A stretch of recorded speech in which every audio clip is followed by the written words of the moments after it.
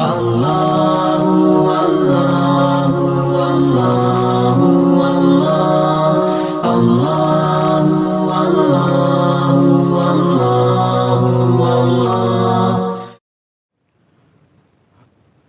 لله نحمده ونستعينه ونستغفره ونؤمن به ونتوكل عليه ونعوذ بالله من شرور أنفسنا ومن سيئات أعمالنا من يهده الله فلا مضل له ومن يضلل فلا هادي له ونشهد أن لا إله إلا الله وحده لا شريك له ونشهد أن سيدنا محمدًا عبده ورسوله أما بعد فأعوذ بالله من الشيطان الرجيم بسم الله الرحمن الرحيم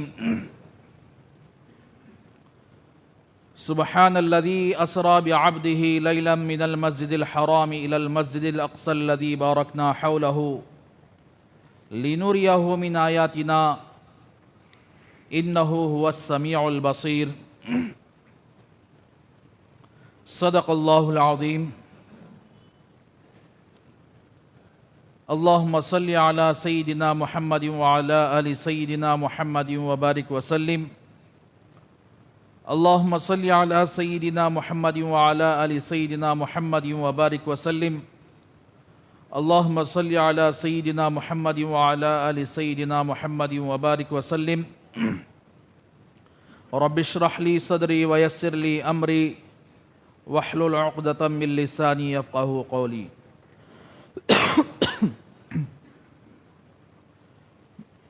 محترم بھائیو، جیسا کہ گزشتہ جمعہ آپ حضرات کے سامنے اس رجب کے مہینے کے اندر جو لوگ طرح طرح کے کام، طرح طرح کی بدعتیں اس رجب کے مہینے کے اندر کر رہے ہیں، تو پہلا 22 رجب کو جسے کنڈے کی فاتحہ یا سفرے کی فاتحہ کہتے ہیں، جس کو لوگوں نے ایک عین دین سمجھ لیا، عین اسلام سمجھ لیا، جبکہ اسلام کے اندر اس کی کوئی جگہ نہیں ہے، قرآن کے اندر اس کی کوئی جگہ نہیں ہے، نہ رسول اللہ صلی اللہ علیہ وسلم کی زندگی میں اس کی کوئی جگہ ہے، بلکہ آج کل کے جو دشمنان اسلام ہیں، اسلام کے دشمن، محمد الرسول اللہ صلی اللہ علیہ وسلم کے دشمن، اس مسلمانوں کے دشمن، ایمان والوں کے دشمن، ان لوگوں نے یہ طریقہ بنایا اور معصوم مسلمانوں کے حوالے کر دیا کہ تم اس پر زندگی گزارتے رہو، تمہیں ثواب ملے گا، اور ان مسلمانوں کو معلوم نہیں ہے کہ اس سے ثواب نہیں بلکہ گناہ زیادہ ہوگا۔ تو ایک چیز تو 22 رجب کو، 22 رجب کو وہ فاتحہ کے نام سے، جو کہ غلط ہے، اسلام اس کی ہرگز اجازت نہیں دیتا، بلکہ رجب کے اندر نفلی عبادتیں کر سکتے ہیں، اس کے علاوہ کچھ بھی نہیں ہے، نہ رجب کی فاتحہ ہے، نہ دوسری چیز جو گزشتہ جمعہ میں نے کہا تھا 27 رجب المرجب کو، 7 رجب المرجب کو لوگ اسے شب معراج کے طور پر مناتے ہیں۔ شب معراج کے طور پر بعض مساجد میں لوگ جمع ہوتے ہیں، خاص نفل عبادتیں اس کے اندر ہوتی ہیں، اور بعض مساجد میں بلکہ گھروں کے پاس پرچیاں بانٹتے ہیں کہ اس رات کے اندر یہ نفل نماز، ایک رکعت میں یہ سورتیں پڑھنے سے تمہارے سارے مرادیں پوری ہوں گی، مصیبتیں ختم ہوں گی، اس طرح کے یعنی طرح طرح کی باتیں، طرح طرح کی نفل عبادتیں لوگوں نے خاص کر رکھا ہے، جو بالکل آ کر کیا ہے 27 رجب کو جو شب معراج مناتے ہیں۔ سب سے پہلا یہ سوال یہ ہے، کیا آپ صلی اللہ علیہ وسلم 7 رجب کو معراج تشریف لے گئے؟ کیا 27 رجب کو اللہ کے رسول صلی اللہ علیہ وسلم اللہ کی زیارت کے لیے تشریف لے گئے جسے معراج کہتے ہیں؟ تمام اس بات کے اندر اتفاق ہے کہ اس بات کے اندر اختلاف ہے کہ آپ صلی اللہ علیہ وسلم، بعض علماء یہ فرماتے ہیں کہ رمضان کے اندر شب معراج کو گئے ہیں، رمضان کے اندر آپ صلی اللہ علیہ وسلم کو معراج ہوئی ہے۔ بعض علماء یہ کہتے ہیں کہ ربیع الاول میں آپ صلی اللہ علیہ وسلم کی معراج ہوئی، بعض علماء یہ کہتے ہیں کہ ربیع الاخر میں آ کر کیا ہے آپ صلی اللہ علیہ وسلم کی معراج ہوئی، بعض یہ کہتے ہیں کہ شوال کے مہینے میں آپ کی معراج ہوئی، بعض یہ کہتے ہیں کہ جمادی الاخری میں آپ صلی اللہ علیہ وسلم کی معراج ہوئی، بعض یہ کہتے ہیں کہ رجب کے مہینے میں معراج ہوئی۔ اگر یہ رات اتنی بابرکت ہے جو لوگوں کے موافق، یعنی اس رات کے اندر اللہ کی طرف سے، اللہ کے رسول کی طرف سے اگر عبادت کا حکم ہوتا تو پھر اس رات میں معراج ہوئی بول کر اختلاف کیوں ہے؟ رمضان کے اندر اللہ تبارک و تعالیٰ نے شب قدر کو رکھا ہے، 5 طاق راتوں میں اس کو تلاش کرنے کا حکم دیا ہے۔ 5 طاق راتیں جو بندہ عبادت کر لیتا ہے اسے پکا لیلۃ القدر، شب قدر مل جاتی ہے۔ اس طرح شب معراج کے سلسلے میں اللہ کے رسول صلی اللہ علیہ وسلم کی کوئی حدیث، صحابہ کرام رضی اللہ عنہم اجمعین کا کوئی عمل نہ کسی حدیث پہ ملتا ہے، نہ صحابہ کی سیرت پہ ملتا ہے، نہ تاریخ کی کتابوں میں ملتا ہے۔ تو مطلب یہ ہوا کہ لوگوں نے اس کو بھی دین کے اندر شامل کر دیا اور پکا 27 بسپر 7 رجب کو شب معراج متعین کر کے ٹھپا لگا کر لوگوں کو مساجد میں جمع کرنا شروع کر دیا، جو کہ سراسر بدعت ہے، سراسر آ کر کیا ہے، نہ اللہ کا حکم ہے، نہ رسول اللہ صلی اللہ علیہ وسلم کا طریقہ ہے۔ اس لیے کہ ثواب اسی چیز پر دیا جاتا ہے کہ اللہ کا حکم تو ہو، اللہ کے رسول کی طریقہ بھی تو ہو، ان دو کے علاوہ آ کر کیا ہے ثواب کسی اور چیز پر نہیں دیا جاتا۔ تو بہرحال میرے بھائیو، یعنی 27 رجب میں شب معراج ہوئی ہے، یہ پکی بات، یقینی بات نہیں ہے، بلکہ اس کے اندر علماء کا اختلاف ہے۔ تو بہرحال میرے بھائیو، معراج سے تو انکار نہیں ہے، معراج جب بھی ہو وہ بڑی بابرکت چیز ہے۔ اللہ کے رسول صلی اللہ علیہ وسلم کا دنیا کے اندر ایک ہی رات میں جسم کے ساتھ اور اللہ کی زیارت کرنا، جنت اور جہنم کی سیر کرنا، اور اسی طرح پورے نبیوں سے ملاقات کرنا، یہ بڑی تعجب کی بات ہے، یہ آپ صلی اللہ علیہ وسلم کا معجزہ ہے۔ اسی لیے اہل سنت والجماعت کا عقیدہ یہ ہے، ہم سب کا عقیدہ یہ ہے کہ آپ صلی اللہ علیہ وسلم کو جو معراج ہوئی ہے آپ کے جسم کے ساتھ، بعض لوگ اس میں اختلاف کرتے ہیں، نہیں آپ کی روح کے ساتھ ہوا ہے، آپ کا جسم دنیا ہی میں تھا۔ غلط بات ہے، آپ کے جسم کے ساتھ کھلے آنکھوں سے آپ صلی اللہ علیہ وسلم نے اللہ کا دیدار بھی کیا ہے، ساتوں زمین کی ساتوں آسمان کی سیر اور جنت اور جہنم کی سیر، نبیوں سے ملاقات، یہ ساری چیزیں صحیح احادیث میں موجود ہیں۔ تو بہرحال میرے بھائیو، آپ صلی اللہ علیہ وسلم کی معراج کے واقعے کی حقیقت جو بعض علماء کیا کرتے ہیں اسے بڑا چڑھا کر بولتے ہیں، لیکن ہم احادیث کے اعتبار سے سچی احادیث آپ صلی اللہ علیہ وسلم کے معراج کے واقعے میں کیا ہیں، اس کے بارے میں آپ کے سامنے تفصیل سے عرض کروں گا۔ بہرحال معراج کے سلسلے میں، معراج کی رات چاہے رجب میں ہو، چاہے رمضان میں ہو، چاہے شوال میں ہو، چاہے ذی القعدہ میں ہو، چاہے ربیع الاول میں ہو، چاہے ربیع الاخر میں ہو، کسی بھی مہینے میں ہو، معراج کی رات میں عبادت کرنے کا حکم نہیں ہے۔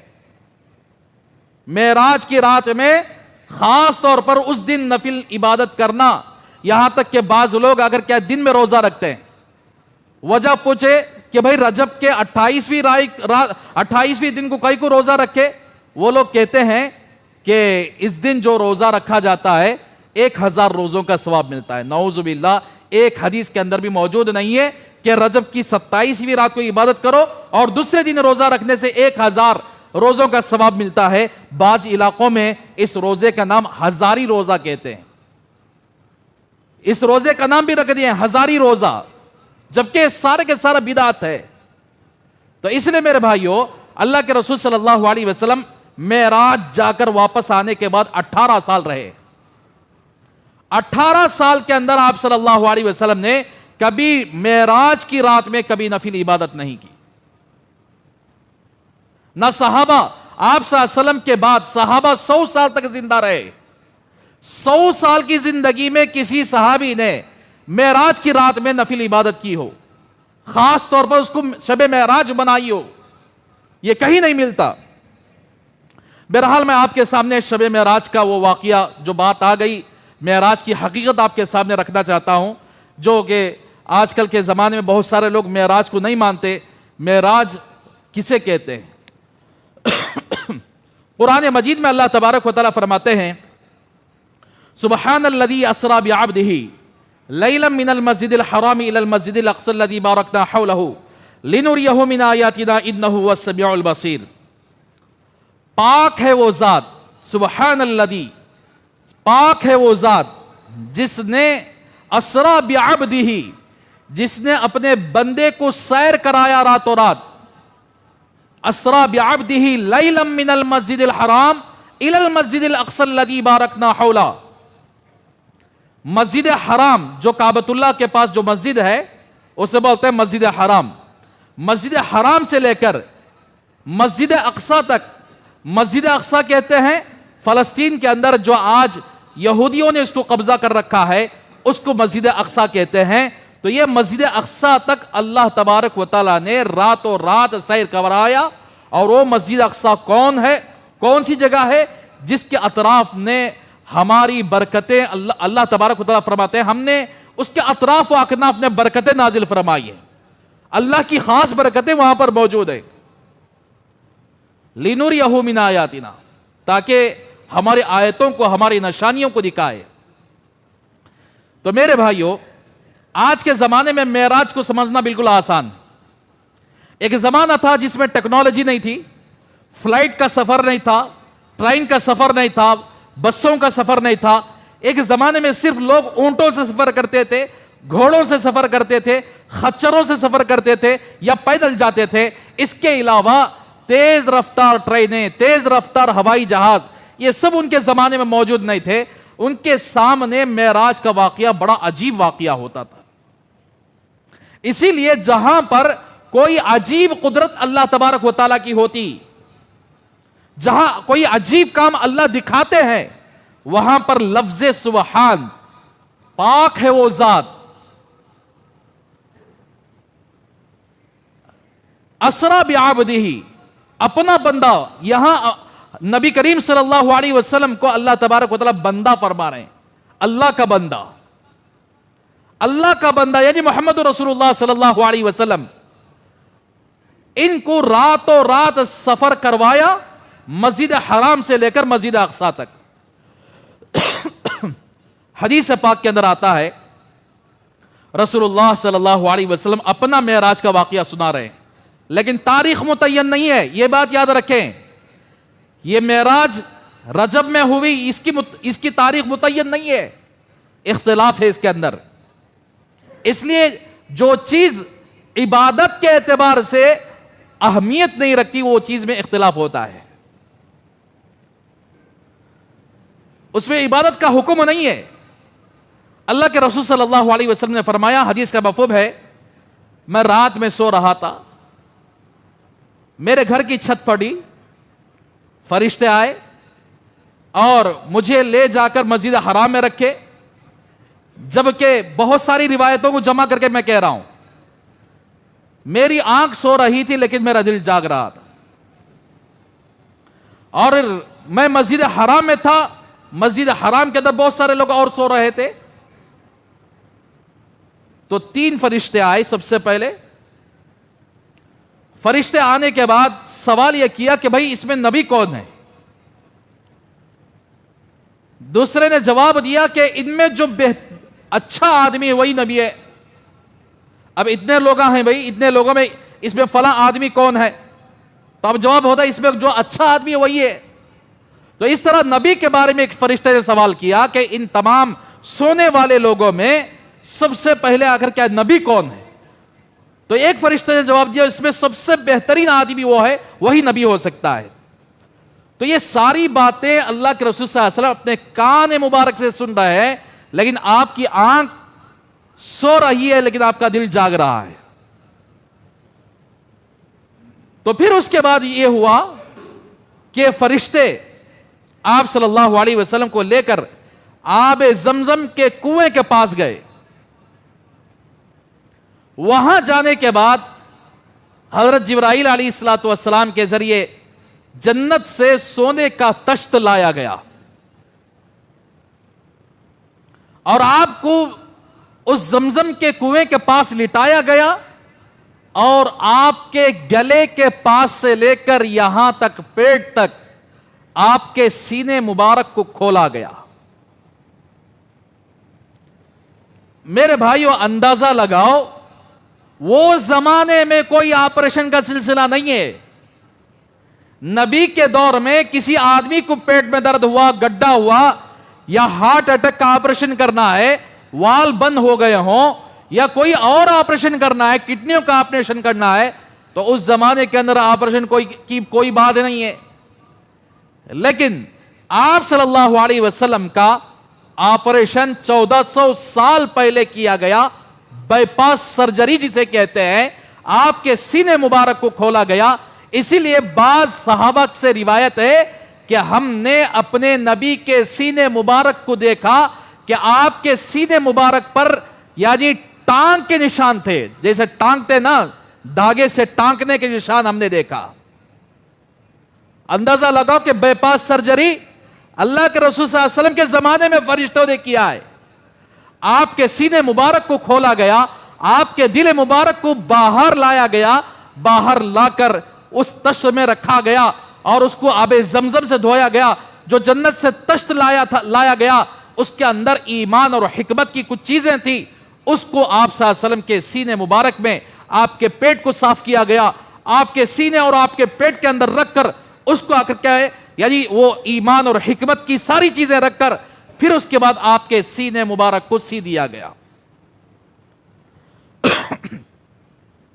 آج تھوڑا سا آپریشن ہونا تو انجیکشن کی ضرورت پڑتی ہے کہ آدمی کے جسم کو سن کر دے، اس کے بعد آپریشن ہو۔ لیکن اللہ کے رسول صلی اللہ علیہ وسلم کا آپریشن ہو رہا ہے لیکن آپ صلی اللہ علیہ وسلم کو کچھ بھی پتا نہیں ہے، اور فرشتے آ کر کیا ہے آپ صلی اللہ علیہ وسلم کا آپریشن کر رہے ہیں۔ تو معراج کو جانے سے پہلے آپ کے سینے مبارک کو کھول کر آپ کے یعنی دل مبارک کو دھویا گیا آب زمزم سے، اور آپ کے اندر آ کر کیا ایمان اور حکمت کی چیزوں کو رکھ کر بھر دیا گیا۔ پھر اس کے بعد آپ صلی اللہ علیہ وسلم فرماتے ہیں کہ میرے سینے مبارک کو سی دیا گیا، سینے کے بعد ایک جانور لایا گیا جسے براق کہتے ہیں۔ براق اصل میں بجلی کو کہتے ہیں، یعنی اتنی تیز رفتار سواری کہ جہاں تک اس کی نظر پڑتی ہے وہاں تک اس کا ایک قدم ہوتا ہے۔ اندازہ لگاؤ آج اتنی ٹیکنالوجی ہونے کے باوجود بھی کوئی ایسی تیز رفتار سواری کوئی بنا سکا؟ اللہ کی مخلوقات میں سے ایک مخلوق ایسی ہے جسے براق کہتے ہیں، وہ اتنی تیز رفتار سواری ہے کہ جہاں تک اس کی نظر جاتی ہے اس کا قدم ہوتا ہے۔ تو وہ براق جانور جو خچر سے تھوڑا بڑا، گھوڑے سے تھوڑا چھوٹا، وہ جانور لایا گیا، اور وہ جانور اس کے پیٹھ کے اوپر بہترین زین بچھائی گئی، جیسے کار کے اندر سیٹ بہترین ہوتی ہے اس کے اوپر آخر کیا ہے ایک بہترین سیٹ بچھائی جاتی ہے تاکہ آدمی کو آرام ہو، نرم ہو، اس طرح زین بچھائی گئی، اور اللہ کے رسول صلی اللہ علیہ وسلم کو سوار ہونے کا حکم دیا گیا کہ آپ سوار ہو جائے۔ تو جیسے آپ صلی اللہ علیہ وسلم سوار ہونے کے لیے آگے بڑھے تو وہ براق جانور بدکنے لگا، اچھلنے لگا۔ تو حضرت جبرائیل علیہ الصلوۃ والسلام نے فرمایا کہ براق خاموش ہو جا، تیرے اوپر ایک ایسے نبی سوار ہو رہے ہیں، ایسی ہستی آج تک تیرے پیٹھ پر سوار نہیں ہوئی۔ یہ بات سنتے ہی وہ براق خاموش ہو گیا۔ آپ صلی اللہ علیہ وسلم اس براق پر تشریف فرما ہوئے، اور وہ براق آپ کو مسجد حرام سے لے کر بیت المقدس مسجد اقصی تک تقریباً 3000 کلومیٹر کا فاصلہ ہے. کتنے؟ 3000 کلومیٹر. تو 3000 کلومیٹر کا فاصلہ تقریباً 1 مہینے کی مسافت. اگر کوئی قافلہ مکۃ المکرمہ سے گھوڑے پر ہو یا اونٹ پر ہو، اگر کوئی مسجد اقصی جانا چاہے تو 1 مہینہ لگ جائے گا. تو اس زمانے میں کوئی فلائٹ کا تصور نہیں ہے. تو رات اس براق مکۃ المکرمہ سے مسجد حرام سے آپ صلی اللہ علیہ وسلم کو لے کر جانے لگا. اور آپ صلی اللہ علیہ وسلم کا گزر ایک جگہ پر ہوا تو جبرائیل علیہ السلام نے عرض کیا، یا رسول اللہ آپ یہاں اتریے اور 2 رکعت نماز پڑھیے. تو میرے بھائیوں، اس سفر کے اندر نماز کی بڑی اہمیت ہے. سنیے کہ ہم لوگوں کی نگاہ میں نماز اتنا ہمیں پکڑا لیتے بھی نہیں، نماز کو اصل ہی نہیں سمجھتے ہم لوگ، جبکہ اللہ سے قرب حاصل کرنے کا ذریعہ مسلمان کی پہچان نماز ہے. جو مسلمان نماز نہیں پڑھتا تو مسلمان اور کافروں کے درمیان کچھ بھی فرق نہیں ہے. یہ میری بات نہیں کہہ رہا ہوں، یہ حدیث کے بات ہے کہ آپ صلی اللہ علیہ وسلم حدیث کے اندر ارشاد فرمایا کہ مسلمان اور کفر کے درمیان فرق کرنے والی چیز صرف نماز ہے. تو نماز نہیں پڑھنے والا وہ تو کافر ہو سکتا ہے، یہودی ہو سکتا ہے، عیسائی ہو سکتا ہے، لیکن مسلمان نماز پڑھ کر رہے گا. تو میرے بھائیو، اب اپنے آپ کو سمجھ لو کہ ہم لوگ نماز سے کتنی محبت کرتے ہیں، نماز کتنی مرتبہ پڑھتے ہیں، کتنی مرتبہ چھوڑ دیتے ہیں. دل میں آیا تو پڑھ لیے، دل میں آیا تو چھوڑ دیے.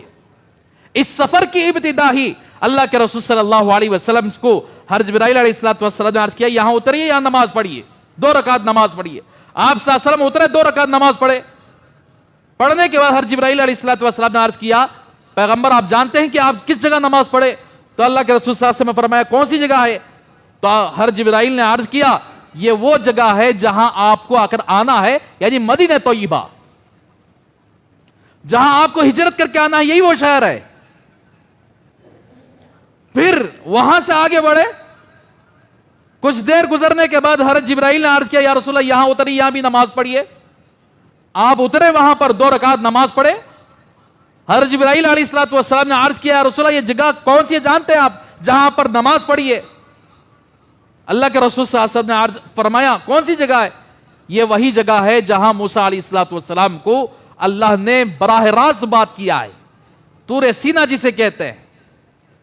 آج کل کے پکنک کی جگہیں ہیں تو لوگ کیا کرتی، بے حیائی، اور ایسی بے حیائی کے پاس لوگ جا کر وہاں انجوائمنٹ کرتے رہتے ہیں. وہاں ان کے دلوں کے اندر نماز کا تصور ہی نہیں ہے. اور بعض لگا تو ایسے جگہ لوگ جاتے ہیں جہاں پر نماز پڑھنے کے بجائے بدعات کرنا شروع کر دیتے ہیں، سجدے کرنا شروع کر دیتے ہیں. کسی صحابی کے مزار پر چلے گئے، کسی اللہ والوں کے مزار پر چلے گئے، وہاں جانے کے بعد کیا کرتے ہیں، سیدھا جا کو گر جاتی پواں پو. میرے بھائی یہ طریقہ نہیں ہے، اسے شرک کہتے ہیں. اس کے بعد آپ صلی اللہ علیہ وسلم کی سواری اور آگے بڑھی تو ایک جگہ آپ حضرت جبرائیل علیہ السلام نے عرض کیا، یہاں اتریے، یہاں بھی نماز پڑھیے. آپ صلی اللہ علیہ وسلم نے 2 رکعت نماز پڑھی تو حضرت جبرائیل نے عرض کیا، یہ کون سی جگہ ہے پتہ ہے؟ تو آپ صلی اللہ علیہ وسلم نے فرمایا، کون سی جگہ ہے؟ یہ وہی جگہ ہے جہاں حضرت عیسیٰ علیہ السلام کی پیدائش ہوئی، جسے بیت اللحم کہتے ہیں. پھر اس کے بعد اللہ کے رسول صلی اللہ علیہ وسلم فرماتے ہیں، اس کے بعد سیدھا مجھے مسجد اقصی لے جایا گیا. میں نے براق کو، جہاں انبیاء علیہ السلام اپنے جانوروں کو باندھتے تھے، میں نے براق کو وہاں پر باندھ دیا. آج یہودیاں وہاں جا کو دیکھو، جہاں پر انبیاء اپنے جانوروں کو باندھے ہیں، وہاں جا کو سر کوٹ کوٹ کو عبادت کرتے رہتی، ان کی عبادت کرتے. وہ آج بھی جا کر دیکھو، وہ سوراخ آج بھی موجود ہے جہاں پر اللہ کے رسول نے بھی اپنے براق کے جانور کو باندھا تھا، اور دوسرے انبیاء بھی اپنے جانور کو وہاں باندھے ہوئے تھے. وہاں آ کر کیا ہے، یہودی لوگ آ کر کیا ہے، اس طرح سر کوٹ کوٹ کر آ کر عبادت کر رہے ہیں وہاں پہ. مسجد اقصی کے اندر آپ صلی اللہ علیہ وسلم جب حاضر ہوئے، بہت سارے انبیاء وہاں پر موجود تھے. بہت سارے انبیاء، بلکہ روایت کے اندر آتا ہے سارے انبیاء وہاں پر جمع ہو گئے تھے. تو چنانچہ وہاں بھی نماز کا حکم ہوا. تو حضرت جبرائیل علیہ الصلوۃ والسلام نے سارے انبیاء سب باندھ کر کھڑے ہوئے ہیں، آدم علیہ الصلوۃ والسلام سے لے کر حضرت عیسیٰ علیہ الصلوۃ والسلام تک.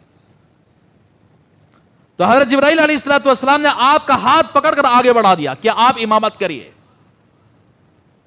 تو امامت اتنی بڑی چیز ہے، اتنا بڑا عہدہ ہے، جو اللہ کے رسول صلی اللہ علیہ وسلم کو وہ عہدہ ملا کہ سارے انبیاء کی امامت رسول اللہ صلی اللہ علیہ وسلم نے کی ہے. اسی لیے آپ صلی اللہ علیہ وسلم کو امام الانبیاء کہا جاتا ہے. اب اس کو کیا کرا ہے ہم لوگ؟ اس کو ایک سیاست بنا لے. یہ اس مسئلے پر اس کو اتنا ہلکا سمجھے ہیں، یہ کیا کی لئے؟ کل قیامت کے دن معلوم ہوگی اس کی حقیقت کیا ہے، اس مسئلے کی حقیقت کیا ہے، امامت کی حقیقت کیا ہے. ہمارا تمہارا جنت میں داخل ہونا نماز کے بغیر نہیں ہو سکتا. جو بندہ نماز کی پابندی کرتا ہے آسانی کے ساتھ وہ جنت میں داخل ہو سکتا ہے. جنت میں جانے کا ذریعہ یہ مصلی ہے. تو میرے بھائیوں، اس کے بعد رسول اللہ صلی اللہ علیہ وسلم نے تمام انبیاء کی امامت فرمائی. امامت فرمانے کے بعد جب آپ مسجد اقصی سے باہر نکلے تو آپ کے سامنے ایک پیالہ پیش کیا گیا. ایک پیالے کے اندر دودھ تھا اور ایک پیالے کے اندر شراب تھی. آپ صلی اللہ علیہ وسلم کے سامنے پیش کیا گیا تو آپ نے دودھ کو اٹھا لیا. ایک پیالے کے اندر شراب تھی، ایک پیالے کے اندر دودھ تھا. آپ نے دودھ کے پیالے کو اٹھا لیا. حضرت جبرائیل علیہ الصلوۃ والسلام نے عرض کیا، یا رسول اللہ، آپ نے فطرت کو پا لیا. یعنی اچھے انسان کی جو فطرت ہوتی ہے، اور وہ فطرت، وہ عادت، وہ اچھی چیز کھانا چاہتا ہے، پاکیزہ چیز کھانا چاہتا ہے. جس کی طبیعت کے اندر پاکیزگی ہو وہ پاکیزہ چیزیں لینا بھی پسند کرتا ہے، پاکیزہ جگہ رہنا بھی پسند کرتا ہے، پاکیزہ ماحول میں رہنا بھی پسند کرتا ہے. جس کی فطرت بری ہو جائے، جس کا دل گندا ہو جائے، جو آدمی برا ہو جائے، وہ برائی کو پسند کرتا ہے، بری چیزوں کو اپناتا ہے، برے ماحول میں رہنا پسند کرتا ہے. اسی لیے اللہ کے رسول صلی اللہ علیہ وسلم پاکیزہ ہیں. آپ کا دل پاکیزہ ہے، آپ پاکیزہ ماحول میں ہیں، بلکہ آپ صلی اللہ علیہ وسلم اوپر سے لے کر نیچے تک مکمل طور پر پاکیزہ ہیں. اس لیے آپ نے دودھ کو اٹھا لیا اور شراب کو ریجیکٹ کر دیا. تو حضرت جبرائیل علیہ الصلوۃ والسلام نے عرض کیا، یا رسول اللہ، آپ نے فطرت کو پا لیا ہے. آپ کی جو عادت ہے، جو آپ پاکیزہ پن کو پسند کرتے ہیں، اس کو آپ نے پا لیا. اگر آپ شراب کو ہاتھ لگاتے، اگر آپ شراب پیتے، شراب لے لیتے، تو آپ کی ساری امت گمراہ ہو جاتی. پھر اس کے بعد حضرت جبرائیل علیہ الصلوۃ والسلام یہاں تک کے سفر کو، مسجد حرام سے لے کر بیت المقدس کے سفر کو اسراء کہتے ہیں. اب بیت المقدس سے لے کر آسمان کے سفر کو اسے بولتے ہیں معراج. تو اللہ کے رسول صلی اللہ علیہ وسلم وہاں سے آسمان دنیا پر تشریف لے گئے. حضرت جبرائیل علیہ الصلوۃ والسلام لے کے گئے. پہلی آسمان کا دروازہ کھٹکھٹایا، اندر سے سوال کیا گیا، کون ہے؟ تو حضرت جبرائیل علیہ الصلوۃ والسلام نے فرمایا کہ جبرائیل، اکیلے آئے ہو، ساتھ کوئی اور ہے آپ کے پاس، آپ کے ساتھ؟ تو جبرائیل نے عرض کیا، میرے ساتھ محمد الرسول اللہ صلی اللہ علیہ وسلم موجود ہے. تو آسمان کے اندر سے سوال ہوا، آپ کو اس کا حکم ہوا تھا کیا حضرت محمد صلی اللہ علیہ وسلم کو لانے کا؟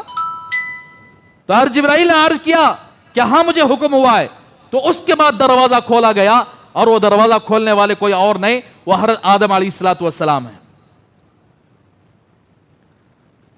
تو حضرت آدم علیہ الصلوۃ والسلام کے سلسلے میں حضرت جبرائیل علیہ الصلوۃ والسلام نے تعارف کروایا کہ یہ آپ کے باپ آدم ہیں، آپ ان کو سلام کیجئے. تو اللہ کے رسول صلی اللہ علیہ وسلم نے سلام کیا. تو اس وقت آ کر کے آدم علیہ السلام نے فرمایا کہ نیک بیٹے، نیک نبی، مرحبا، ویلکم، آئیے آئیے. پھر وہاں سے لے کر دوسرے آسمان تک حضرت جبرائیل علیہ السلام، یہاں تک ایک روایت کے اندر آتا ہے کہ اللہ کے رسول صلی اللہ علیہ وسلم نے فرمایا کہ میں نے حضرت آدم علیہ السلام کو دیکھا کہ ان کے سیدھی جانب میں نیک روحیں ہیں، جنتی روحیں ہیں، اور ان کے بائیں جانب میں دوزخی جہنمی روحیں ہیں. حضرت آدم علیہ السلام جب سیدھے جانب دیکھتے تو خوش ہو جاتے تھے، جب بائیں جانب دیکھتے تو رونے لگتے تھے. اس لیے کہ پوری اولاد دنیا کے اندر چاہے جس ملک کے اندر رہنے والا آدمی ہو، جس کا رنگ کالا ہو، گورا ہو، جیسا جس خاندان سے رہنے والا ہو، جو مذہب میں رہنے والا ہو، وہ سب کے سب آدم علیہ السلام کی اولاد ہے. ان آدم علیہ السلام کی اولاد میں سے کچھ لوگ جنتی ہیں، کچھ لوگ جہنمی ہیں. تو سیدھے جانب جنتی روحیں تھے اور بائیں جانب جہنمی روحیں تھیں. تو حضرت آدم ایسا دیکھتے تو خوش ہو جاتے، ایسا دیکھتے تو رونے لگتے. اب پتہ نہیں ہماری تمہاری روحیں ادھر ہیں کہ ادھر ہیں. میرے بھائیو، ہماری روحیں کدھر ہیں معلوم نہیں، ہماری موت کس حالت میں آتی معلوم نہیں، ہمارا شمار جنتی لوگوں میں ہے یا جہنمی لوگوں میں ہے معلوم نہیں. کوشش کر رہے ہیں کیا بولا تو وہ بھی نہیں. جنت کی کوشش کرنا، جہنم سے پناہ مانگنا، جہنم کے کاموں سے بچنا، اس کی کوشش ہو رہی وہ بھی نہیں. پھر اس کے بعد اللہ کے رسول صلی اللہ علیہ وسلم کو دوسرے آسمان پر لے جایا گیا. دروازہ کٹکھٹایا گیا، اندر سے سوال ہوا کہ کون؟ جبرائیل. وہی سوال، وہی جواب جو پہلے آسمان میں ہوئے تھے. تو حضرت اللہ کے رسول صلی اللہ علیہ وسلم کے لیے دروازہ کھول دیا گیا.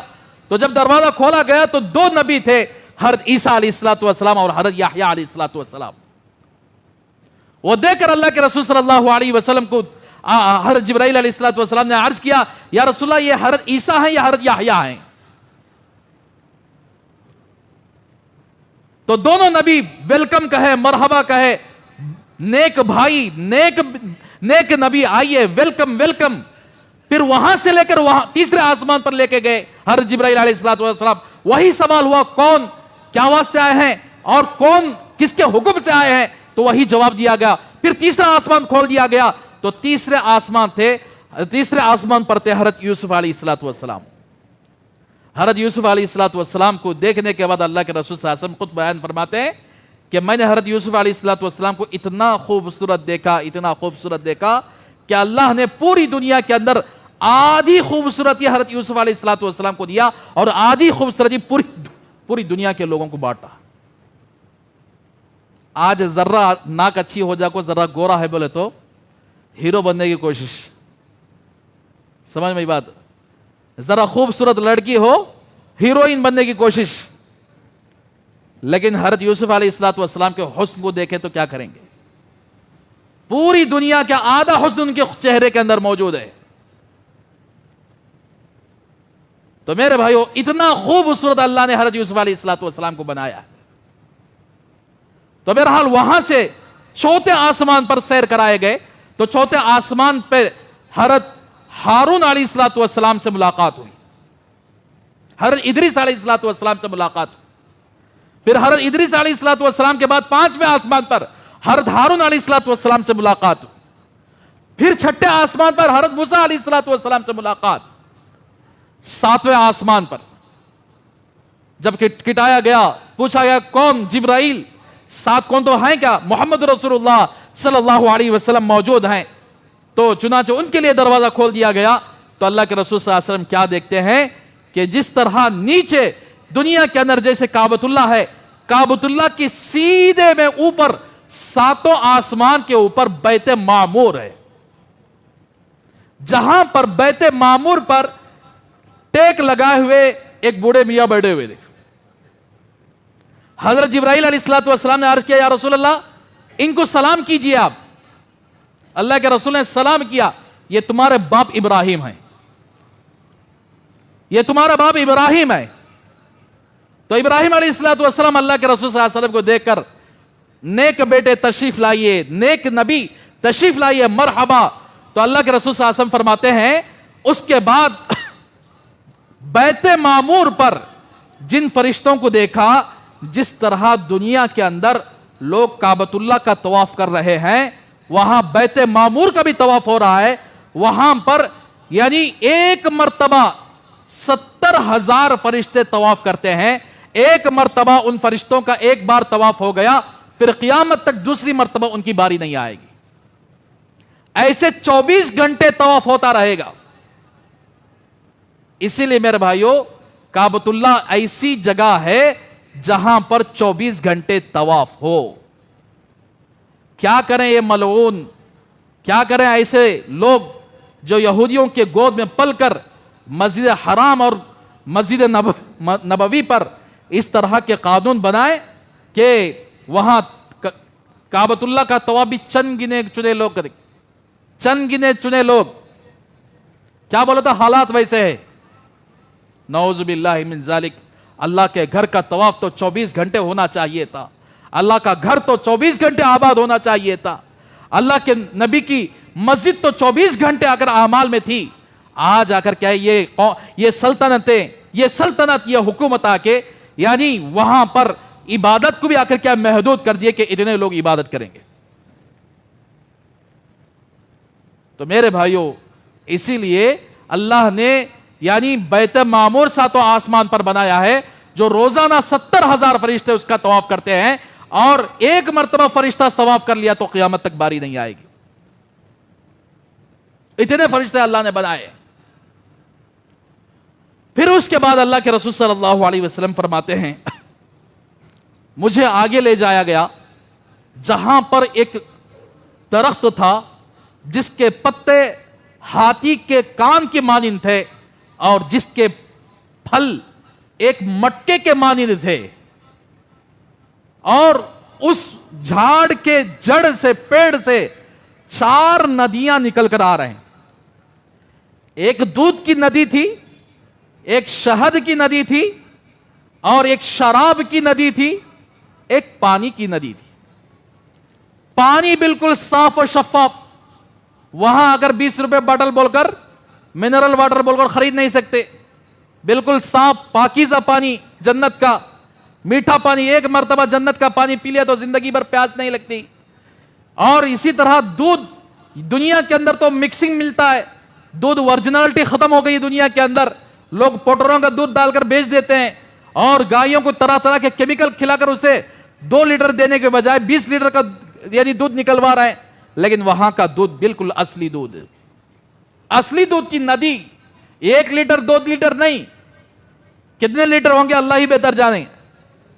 اور شہد کی ندی، دنیا کے اندر تو گڑ کا پانی ملا کر کے شہد بیچ دیتے ہیں کہ شہد ہے. وہاں پر ورجنل شہد کی ندی. دنیا کے اندر تو شراب پینا حرام ہے، شراب پینے سے اللہ ناراض ہوتے ہیں. لیکن جنت کے اندر اللہ تبارک و تعالیٰ نے خالص شراب کی ندی بنا کے رکھا ہے، اور وہ شراب بڑی خوبصورت ہوگی اور بڑی خوشبو ہوگی اس شراب کے اندر، اور اس کی ندی بھی بہتی ہوگی. انسان دنیا کی شراب پینے سے بچ جائے تو اللہ جنت کے اندر اسے خالص اپنی شراب پلائیں گے. اور وہ جھاڑ کتنا بڑا ہے جسے سدرۃ المنتہا کہتے ہیں. قرآن مجید میں اس کا تذکرہ موجود ہے.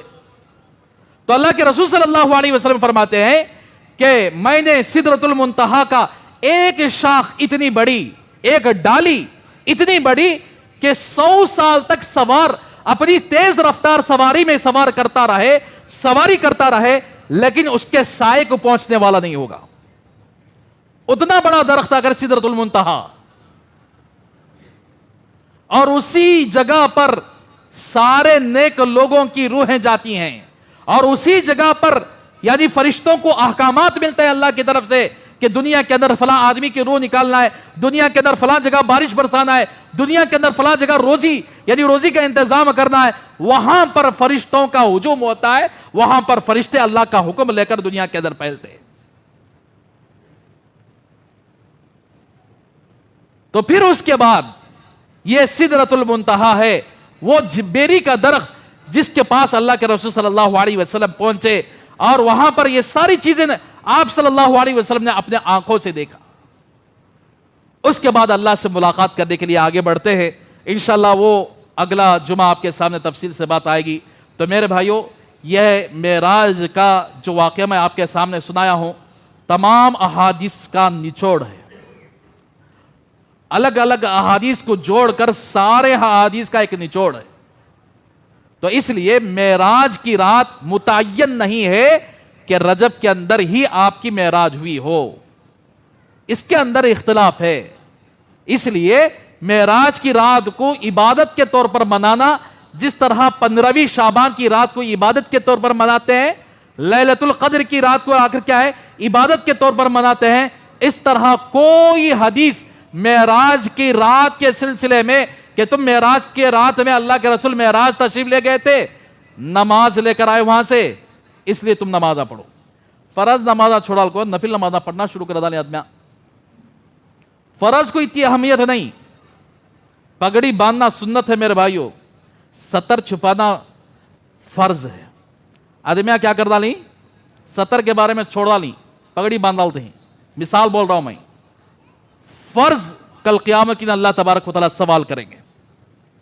فرض کے چھوڑنے پر عذاب ہے، نفل کے چھوڑنے پر عذاب نہیں ہے، اگرچہ کہ وہ بدعت ہے، نفل بھی نہیں، وہ بدعت ہے۔ تو لہٰذا آ کر کیا ہے، شب معراج 27ویں رجب کو کسی مسجد میں جمع ہونا یا اسے شب معراج منانا کہ اس کے اندر اللہ کے رسول معراج تشریف لے گئے تھے، یہ بولنا غلط ہے، اس لیے کہ کوئی صحیح روایت کہ 27ویں رجب میں 27ویں رجب میں آپ صلی اللہ علیہ وسلم معراج تشریف لے کے گئے، کوئی صحیح روایت اسی رات کے بارے میں نہیں ہے۔ تو اس لیے میرے بھائیو، معراج تو اللہ کے رسول کی ضرور ہوئی ہے، جیسے کہ آپ سن چکے ہیں۔ انشاءاللہ اگلی جمعہ آپ کے سامنے اس کی اور تفصیل آئے گی، معراج تشریف لے جانے کے بعد آپ کو کیا کیا انعامات ملے اور آپ کیا کیا وہاں نعمتیں دے کر آئے، کیا کیا سزائیں دے کر آئے، سزائیں بھی دے کر آئے، نعمتیں بھی دے کر آئے۔ اللہ کے نبی کو وہاں تحفے تحائف دے کر اللہ نے اگر دنیا کے اندر بھیجا، وہ ساری تفصیل آپ کے سامنے آئے گی۔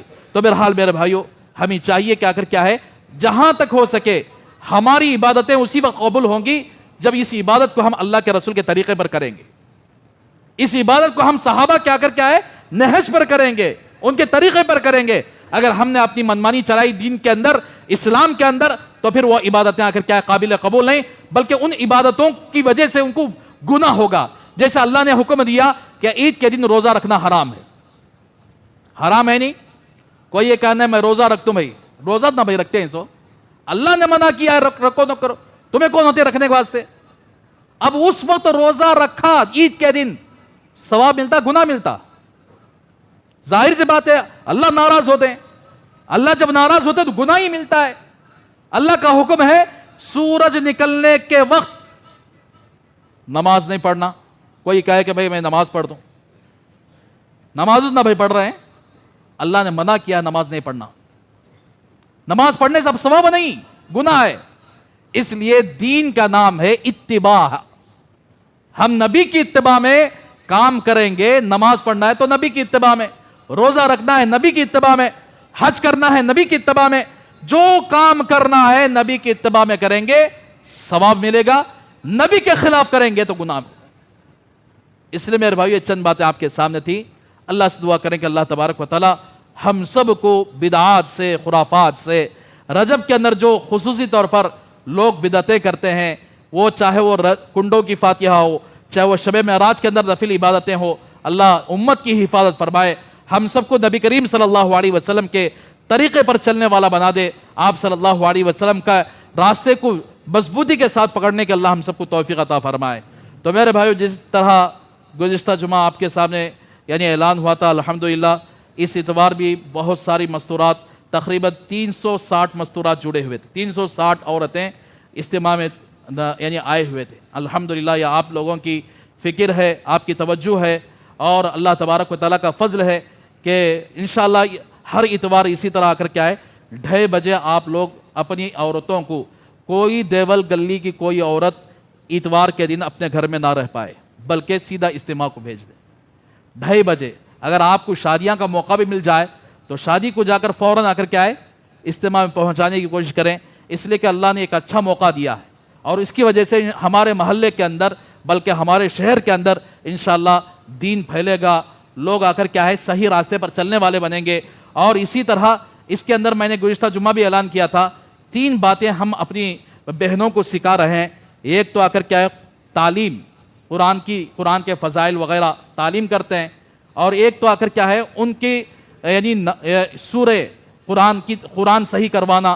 کسی کو اگر قرآن پڑھنا نہیں آتا ہے قرآن کے آ کر کیا ان کو شوق دلانا، اور اسی طرح ان کے ساری چیزیں یہ قرآن کے حلقے لگتے ہیں. تیسری چیز آ کر کیا ہے ان کو نماز وغیرہ کا طریقہ سکھایا جاتا ہے کہ نماز کس طریقے سے پڑھنا چاہیے.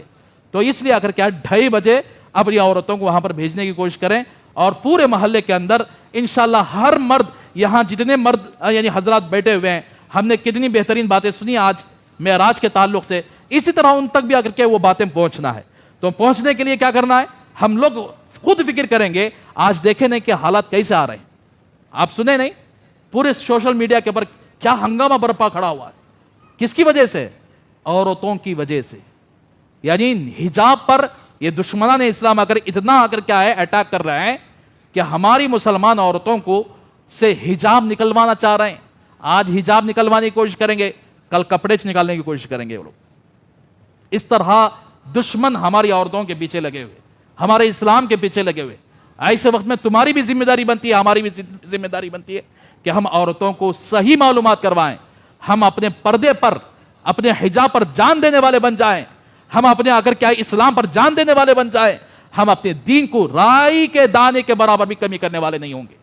تو اس لیے آپ سب حضرات فکر کریں گے تو انشاءاللہ ہمارا محلہ بھی آباد ہوگا، شہر بھی آباد ہوگا، اور شہر کے اندر بددینی، جہالت اور بدعت ختم ہو جائے گی. ہم ہر گھر کے اندر اپنے اسلام کو لے کر فخر کے ساتھ جینے والے بن جائیں گے. اللہ سے دعا کریں گے اللہ ہم سب کو عمل کرنے کی توفیق عطا فرمائے. آمین. وآخر دعوانا الحمدللہ.